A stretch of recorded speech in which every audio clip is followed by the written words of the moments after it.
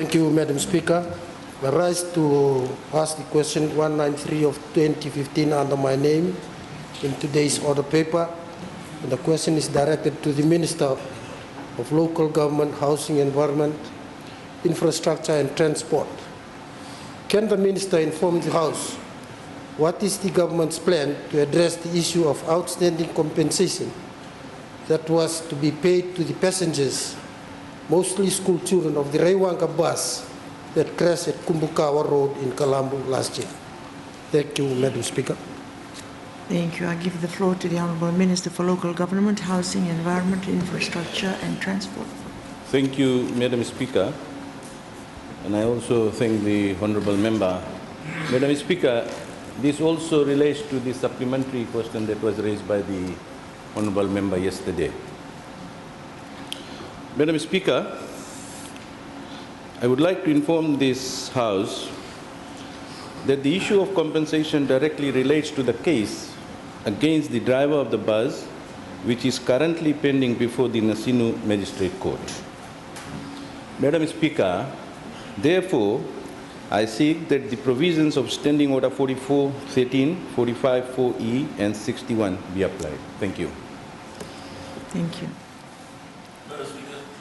Supplementary question, Honourable William. Madam Speaker, this is the second case with the same company that has come up in this House. And there was an article in the Fiji Times a couple of weeks ago regarding the difficulties people are facing trying to regain the use of their limbs, the use of their...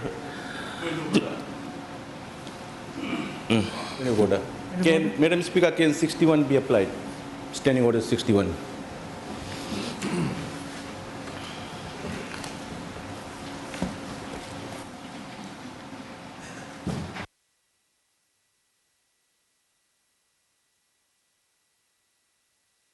Thank you. The case is before the court, and therefore we will not allow Parliament to discuss an issue, the issue.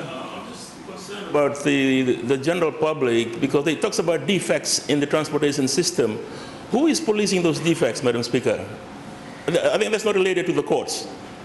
The public must be assured that the buses running on the road are free of defects. That was highlighted, and that's what we need.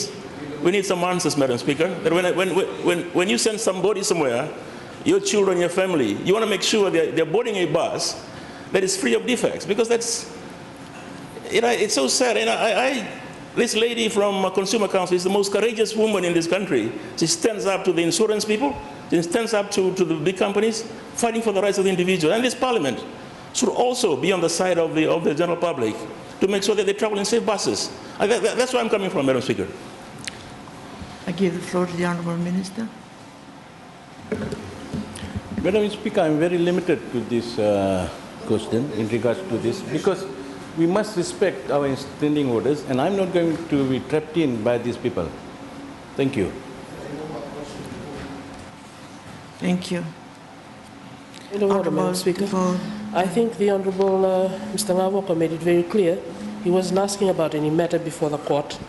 And if the Minister could respect the substance of the question, which is, who is policing these issues of defects in buses and public service vehicles? And can you give us an update on it, as he's the Minister responsible?